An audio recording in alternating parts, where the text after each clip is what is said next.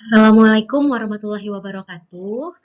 Pada hari ini dan pada kesempatan ini saya akan menjelaskan tentang bagian B yang berjudul Four of Control Robert Simons.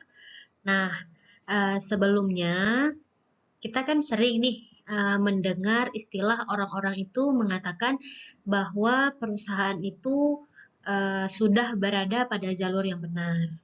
Nah, pertanyaannya itu bagaimana mereka bisa tahu kalau perusahaan itu ada di jalur yang benar?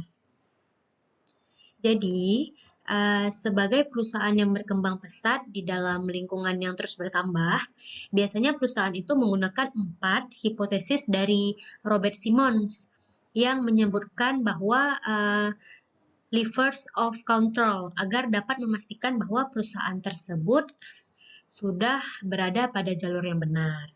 Nah, mari kita bahas satu persatu dari keempat poin tersebut. Baik, pada slide pertama, nah, itu ada Simons Levers of Control 1, yaitu tentang sistem keyakinan. Jadi, Vernon Smith itu dia adalah seorang ekonom eksperimental. Dia itu berhipotesis bahwa proses kepercayaan ini terbentuk. Dia mengatakan bahwa kita itu hanya dapat belajar dengan mengalami apa yang terjadi ketika aturan diingatkan secara paksa. Dan dia masih tidak yakin apakah proses ini dapat dilakukan secara sadar.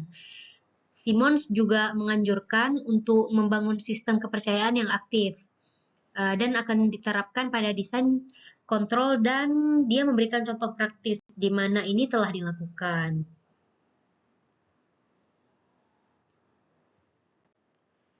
Sistem diagnostik ini akan menumbuhkan sistem kepercayaan yang lebih baik, lebih sederhana, dan lebih mahal, dan akan dengan mudah menjadi korban perilaku oportunistik. Jadi ada beberapa cara praktis untuk membangun sistem kepercayaan. Yang pertama itu ada seperangkat keyakinan yang jelas. Itu dia mendefinisikan nilai-nilai dan menggabungkan pernyataan visi dan pedoman etika. Yang kedua ada manajemen senior. Itu dia berpartisipasi dalam persiapan pernyataan jaminan formal. Yang ketiga, meminta pendapat dan melakukan survei kesadaran. Yang terakhir itu ada manajemen senior, selalu diawasi untuk menegakkan sistem kepercayaan. Selanjutnya, poin yang kedua itu ada Simon Levers of Control 2, yaitu sistem tentang pembatasan. Jadi sistem batas ini seperti yang dipahami oleh Simons adalah untuk membatasi area terlarang. Oleh karena itu dalam keadaan normal, larangan itu mungkin sebagai berikut. Yang pertama itu larangan korupsi. Yang kedua mengejar keuntungan jangka pendek secara ilegal. Yang ketiga menjual barang-barang di bawah standar. Yang keempat, terlibat dalam perilaku yang tidak pantas dengan rekan kerja, biasanya misalnya seperti pelecehan seksual. Dan yang terakhir, menjaga tugas akuntansi transaksi di tangan yang sama dengan operator transaksi, seperti yang terjadi dalam penipuan. Jadi itu adalah contoh-contoh larangan dalam sistem pembatasan yang dipahami oleh Simons.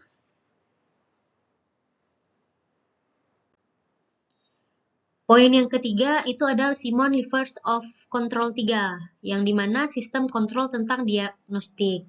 Jadi kontrol ini adalah kontrol yang paling sederhana dan yang paling mudah untuk dipahami oleh dari semua sistem.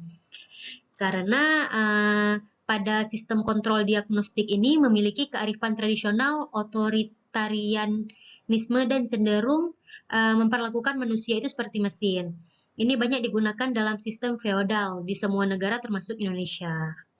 Jadi metode standar ini memantau hasil sistem kontrol itu seperti rencana laba rugi, balance scorecard, pemantauan merek pendapatan, dan juga definisi target.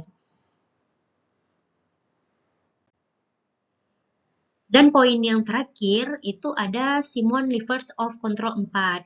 Ini adalah sistem yang membahas tentang pengendalian interaktif. Jadi interaksi yang baik antara berbagai tingkat manajemen dalam organisasi itu akan meningkatkan pengendalian. Namun di era kemajuan teknologi yang pesat seperti sekarang dan penyebaran pengetahuan teknis yang cepat melintas tentang batas-batas organisasi, jadi hal ini tentu menjadi sangat penting berkat revolusi di bidang teknologi dan inisiatif individu dan keinginan untuk pengetahuan meningkat dan keinginan pribadi juga meroket. Ada pula tujuannya seperti yang pertama merangsang munculnya inisiatif dan strategi baru. Yang kedua memastikan bahwa cara menjalankan bisnis itu berkaitan. Dan yang terakhir menanggapi perubahan kebutuhan pelanggan. Nah, jadi itu adalah contoh ataupun pembahasan sedikit tentang Simon Sliver of Control yang ada 4 poin. Nah, di sini pada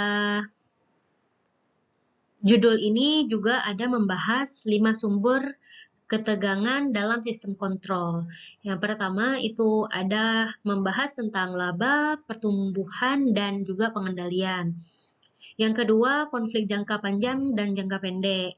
Yang ketiga, konflik antar pemangku kepentingan. Yang keempat, kompleksitas motivasi karyawan. Dan yang terakhir ataupun yang kelima, itu ada konflik antar departemen dan politik sistem pengendalian. Jadi ini adalah beberapa sumber tentang ketegangan dalam sistem kontrol.